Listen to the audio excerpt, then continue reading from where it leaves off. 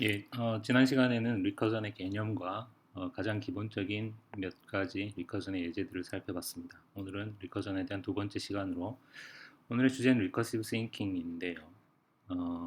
뭐좀 애매한 이야기입니다. 우리가 일반적으로 어, 절차적 언어 이런 말을 쓰죠. 보통 C 같은 이런 C++나 자바 같은 객체 지향 언어와 비교해서 C 같은 언어를 얘기할 때 procedural language다, 절차적 언어다 이런 말을 씁니다. 그 말 안에는 프로그램이라는 것이 결국 어떤 일을 하는 절차를 기술하는 것이다 라는 그런 관점이 들어가 있는 거죠. 우리가 이제 예를 들어서 객체지향 프로그래밍이라는 개념을 쓸 때는 프로그램이라는 것은 객체들 간의 어떤 상호작용이다. 그러니까 객체들이 서로 상호작용하는 것이 프로그램이다라는 또 다른 프로그램에 대한 어떤 또 다른 하나의 관점이 표현된 표현이라고 할 수가 있습니다. 리커전은 어떤 의미에서는 그런 또 다른 우리가 프로그램이라는 것을 보는 어떤 또 다른 하나의 관점이 리커전 안에 내재되어 있다라고 말을 할 수 있는데 좀 애매한 이야기입니다. 여러분이 이제 리커전에 대해서 좀 더 익숙해지면 뭐 저절로 떤 이야기인지 recursive thinking이라는 이 제목이 어떤 의미인지 이해할 수 있게 될 겁니다. 우리가 지난 시간에 리커전의 개념과 리커전의 몇 가지 예제들을 살펴봤는데 이제 우리가 살펴본 예제들이 뭐 피보나치 수열이나 팩토리아를 계산하거나 뭐 이런 예제들이 대부분 이제 어떤 수학 함수를 계산하는 용도로 우리가 예, 그런 내용의 예제들을 살펴봤습니다. 그러면 리커전이라는 게 그런 식으로 어떤 수학 함수를 리커시브하게 정의되어 있는 수학 함수를 계산하는 데만 유용한 어떤 그런 것인가? 그렇지는 않습니다. 사실은 우리가 일반적으로 for문이나 while문 같은 반복문을 사용해서 하는 모든 일들을 반복문 대신 리커전을 사용해서 해결할 수 있습니다. 오늘은 그래서 주로 이제 일반적인 경우라면 우리가 for문이나 while문 같은 반복문을 이용해서 해결하는 그런 문제들을 리커전으로 어떻게 해결할 수 있는지 주로 그런 내용의 예제들을 살펴보도록 하겠습니다. 첫 번째는 문자열의 길이를 계산하는 건데요. 문자열의 길이를 어떻게 계산하는지 우리가 모르는 사람은 없을 겁니다. 예를 들어서 어떤 문자열이 주어지고 그 문자열의 길이를 계산하는 프로그램을 여러분이 작성해야 한다면 라이브러리 함수를 호출해서 그냥 하면 되지 않느냐? 물론 그렇습니다. 여기에서는 어, 그렇다면 그 라이브러리 함수는 문자열의 길이를 어떻게 계산할까? 그렇게 생각하면 되겠습니다. 일반적으로는 예를 들어서 이제 이런 어떤 문자열이 주어진다면 이 문자열의 길이를 어떻게 계산할까요? 앞에서부터 문자를 하나씩 세면 되겠죠. 하나, 둘, 셋, 넷, 다섯, 여섯, 일곱 이런 식으로 이것이 절차적인 어떤 프로그램이다. 이렇게 이야기할 수 있을 겁니다. 그러니까 우리가 이 문자열의 길이를 계산하려면 이 문자열을 구성하는 각 문자들을 앞에서부터 순서대로 하나씩 카운트해 나간다. 이렇게 그래서 for문이나 while문 같은 반복문을 이용해서 코딩을 하게 되겠죠. 하지만 어, 전혀 다른 방식으로 생각할 수도 있습니다. 이 그림에 있는 것처럼 이 문자열의 길이는 이 문자열에서 첫 번째 문자를 제거한 나머지 이 문자열의 길이에 첫 번째 문자가 있으니까 1을 더하면 된다. 그러니까 당신이 이 문자열의 길이를 계산하고 싶다면 그 중에 첫 번째 문자를 뗀 나머지 문자열의 길이를 계산한 다음 거기에 1을 더하면 된다. 이렇게 설명하는 것이 이 문자열의 길이를 계산하는 어떤 어, 애매모호함이 없는 아주 훌륭한 한 가지 방법에 대한 기술이 될 수 있다라는 거죠. 말이 무슨 말이야? 그냥 간단한 얘기죠. 물론 지난 시간에 얘기한 것처럼 리커전에는 반드시 베이스 케이스가 필요하죠. 이 경우에 베이스 케이스는 물론 문자열의 길이가 제로인 경우입니다. 만약에 입력으로 주어진 문자열의 길이가 제로라면 첫 번째 문자가 존재하지 않으니까 이 첫 번째 문자를 뗀 나머지 문자열의 길이를 계산한 다음에 1을 더한다는 방법을 적용할 수가 없겠죠. 그래서 그 경우에는 그냥 0을 리턴한다. 문자열이 만약에 empty라면, 즉 길이가 제로인 문자열이라면 제로를 리턴하고, 그렇지 않다면 원래 문자열에서 첫 번째 문자를 제거한 그 문자열의 길이를 계산한 다음 거기에 1을 더하면 된다 라는 하나의 순환적인 어, 어떤 문자열의 길이를 계산하는 알고리즘을 우리가 생각할 수 있습니다. 이것을 코드로, 자바 코드로 표현한 것이 이것입니다. length라는 함수는 입력으로 하나의 문자열을 받아서 그 문자열의 길이를 계산하는 것인데, 먼저 베이스 케이스는 만약에 그 문자열이 길이가 제로인 문자열과 동일하다면, 즉 문자열의 길이가 제로라면 그냥 0을 리턴하고, 그렇지 않다면 자바에서 substring1 메서드가 하는 일은 뭡니까?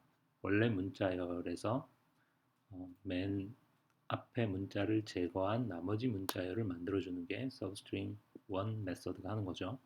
그래서 string.substring1이라는 것은 원래 내가 입력으로 받은 이 스트링에서 첫 글자를 제거한 나머지 문자열을 말합니다. 그것의 길이를 리커전으로 계산을 한 다음 거기에 1을 더해주면 된다 라는 것입니다.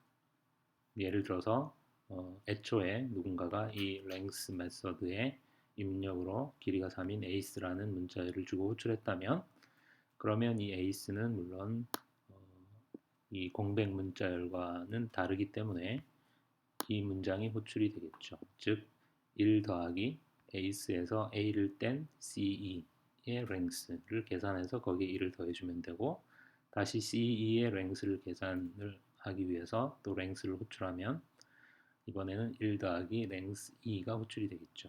그 다음에 1 더하기 length, 이제 길이가 제로인 문자열 length empty string이 호출이 될 거고, 그러면 이제 empty string이니까 0이 리턴 되겠죠.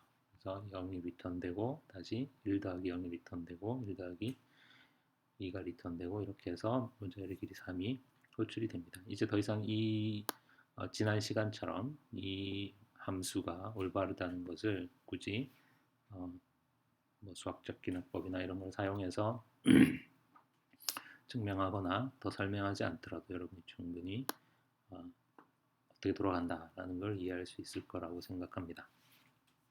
두 번째 예입니다. 역시 첫 번째와 마찬가지로 아주 간단한 예인데, 입력으로 들어온 하나의 문자열을 화면에 출력하는 메서드입니다. 그냥 프린트하면 되지 않느냐? 물론 프린트하면 되지만 실제로 프린트하려면 결국 문자열을 구성하는 문자를 하나씩 화면에 출력을 하는 거죠. 여기에서도 그런 차원에서 이야기를 하는 것입니다. 역시 마찬가지로 만약에 문자열의 길이가 제로라면 아무것도 할 일이 없겠죠. 출력할 문자열의 길이가 제로니까 그냥 리턴하면 됩니다. 이제 그렇지 않다면 어떤 하나의 문자열을 화면에 출력한다는 것은 그 문자열의 첫 글자를 화면에 출력하고 첫 글자를 제외한 나머지 문자열을 화면에 출력해주면 원래 목표가 달성이 되죠. 그래서 이런 리커전을 구성할 수 있습니다. 자바에서 캐릭터 at 제로는 이 문자열의 첫 글자, 첫 문자를 리턴해주는 메서드죠. 그래서 결국 이 문자열 스트링의 첫 글자를 먼저 화면에 프린트하고, 그리고 리커전으로 substring 1은 좀 전에랑 마찬가지로 첫 글자를 제외한 나머지 문자열을 말하죠. 그것을 리커전으로 다시 지금 리커전이죠. print characters 이렇게 리커전으로 화면에 출력해주면 됩니다. 세 번째 예입니다. 이번에는 문자열을 화면에 출력하는데 뒤집어서 프린트하는 것이 목적입니다. 그러니까 원래 문자열을 그대로 거꾸로 뒤집어서 화면에 프린트하려면 역시 우리가 리커시브한 알고리즘을 이렇게, 내가 예를 들어서 이 문자열을 전체를 화면에 뒤집어서 프린트하려면 먼저 그 문자열에서 첫 글자를 뗀 요 나머지 문자열을 화면에 뒤집어서 프린트한 후에 마지막으로 이 첫 글자를 프린트하면 된다라는 것입니다. 당연한 이야기죠. 그래서 우리가 이런 아주 재밌는 리커전을 얻게 됩니다. 입력으로 하나의 문자열을 받아서 만약에 그 문자열의 길이가 제로라면 역시 아무것도 할 일이 없죠. 이것이 이 리커전의 베이스 케이스입니다. 만약에 그렇지 않다면 이 문자열의 길이가 1 이상이라면 먼저 그 문자열에서 첫 글자를 제거한 문자열을 화면에 뒤집어서 출력한 후에 원래 문자열의 첫 글자를 화면에 출력해주면 된다. 그러니까 잘 보면 앞에 이 함수와 이 함수의 차이는 이 두 문장의 순서가 바뀐 것밖에 없죠. 물론 함수의 이름은 하는 일에 맞게 바뀌었지만 그것은 그냥 함수의 이름인 거고 실제로 하는 일을 살펴보면 이 문장과 이 문장의 순서가 바뀐 것 말고는 완벽하게 동일합니다. 재밌는 리커전의 예입니다. 조금 덜 자명한 그런 예를 하나 보겠습니다. 입력으로 하나의 정수를 받아서 이것을 이진수로 변환해서 화면에 출력하는 일을 하는 함수입니다. 어떤 n이라는 정수를 이진수로 바꾸게 되면 그 중에 제일 마지막 비트는 0이거나 1이겠죠. 물론 어떤 경우에 0이 되고 어떤 경우에 1이 됩니까? 이진수에서 마지막 비트가 0이라는 것은 짝수라는 얘기죠. 이진수에서 마지막 비트가 1이라는 것은 홀수라는 얘기입니다. 즉 다르게 말하자면 어떤 정수 n을 양의 정수 n을 우리가 이진수로 변환했을 때 마지막 비트는 그 n을 2로 나누었을 때의 나머지와 같습니다. 즉 짝수라면 0이고 홀수라면 1이니까 결국 n을 2로 나누었을 때의 나머지가 마지막 비트에 해당이 되고 그러면 마지막 비트를 제외한 나머지 앞쪽의 비트들은 뭡니까? 그것은 n을 2로 나누었을 때의 몫과 같습니다. 즉 n을 2로 나누었을 때의 몫을 이진수로 변환을 하면 그것이 원래 n의 이진수에서 마지막 비트를 제외한 나머지 비트가 표현하는 숫자입니다. 그래서 무슨 말인지 이해됩니까? 여러분이 간단한 예를 들어서 n이 10이다, 15다 이런 예를 가지고서 그 이진수로 바꿔보고 그것을 n으로 나눴을 때 나머지와 n으로 나눴을 때 몫을 한 번만 계산해 보면 무슨 말인지 알 수 있을 겁니다. 오케이. 어쨌거나 그래서 이 함수는 입력으로 하나의 양의 정수 n을 받아서 베이스 케이스는 만약에 n이 2보다 작다면 즉 0이거나 1이라면 그냥 0과 1은 그 자체로 이진수라고 볼 수가 있죠. 0과 1은 이진수로도 어차피 0과 1이니까 그래서 n이 2보다 작다면 그냥 n을 출력해주면 됩니다. 그렇지 않다면 먼저 n을 2로 나눈 몫을 n 나누기 2를 하면 이것이 정수 연산이기 때문에 사실은 나눗셈 엄밀하게 말하면 나눗셈이 아니라 n을 2로 나눴을 때의 몫을 계산하는 연산이죠. 그것을 리커전으로 이진수로 변환해서 먼저 출력을 하고 그리고 마지막에 n을 2로 나눴을 때의 나머지를 하나 덧붙여주면 그것이 n을 이진수로 변환한 값이 되겠죠. 그 다음 예제입니다. 이 예제는 입력으로 하나의 정수 배열이 주어지고 그 다음에 n은 이 배열 안에 저장된 데이터의 개수입니다. 그러니까 우리의 가정은 배열 데이터의 인덱스 0에서 n-1 사이에 정수들이 저장되어 있다고 가정하고 이 함수가 하는 일은 그 정수들의 합을 계산해서 반환하는 것입니다. 우리가 프로그래밍 언어를 배울 때 가장 먼저 배우게 되는 예제 중에 하나인 기본 중에 기본인 그런 예제죠. 일반적으로 어떻게 합니까? 우리가 보통 썸을 0이라고 하고 for문을 하나 돌면서 이 배열 데이터에 저장된 모든 값들을 썸에다가 순서대로 더해준 다음에 마지막에 썸을 리턴하는 그런 식으로 하겠죠. 여기에서는 이제 그렇게 하려면 for문이나 while문 같은 반복문이 필요한데 여기에서는 우리가 반복문을 사용하지 않고 리커전으로 똑같은 일을 해보겠습니다. 베이스 케이스는 n이 0인 경우입니다. n이 음수일 수는 없기 때문에 여기서 n은 데이터의 개수니까 음수일 수는 없기 때문에 0이라는 것과 0보다 작거나 같다는 것은 실질적으로는 같은 뜻입니다. 그래서 n이 0이라면 그냥 0을 리턴하면 됩니다. 즉 더해야 할 정수의 개수가 제로개라면 합은 0이겠죠.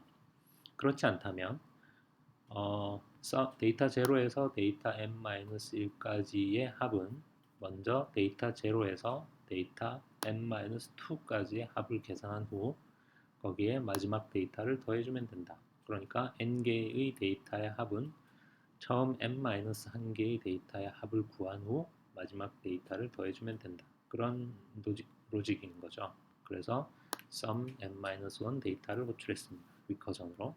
그러면 얘가 하는 일은 데이터 제로에서 이게 이제는 입력이 n이 아니라 n-1이니까 데이터 제로에서 데이터 n-2까지 합을 구해주겠죠.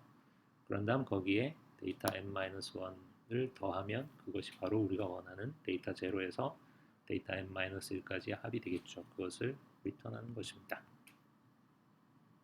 여기에서 리커전이 반복될 때마다 n의 값이 1씩 줄어드니까 언젠가는 n이 0에 도달하겠죠. 따라서 무한 루프에 빠지지 않습니다.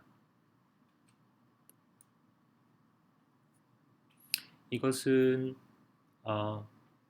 보통 우리가 리커전의 예제로 잘 거론하지 않는 그런 예를 하나 만들어 봤습니다. 이것은 여기서 하나의 스캐너인데 일반적으로 이 스캐너는 데이터 파일이라고 생각하면 되겠습니다.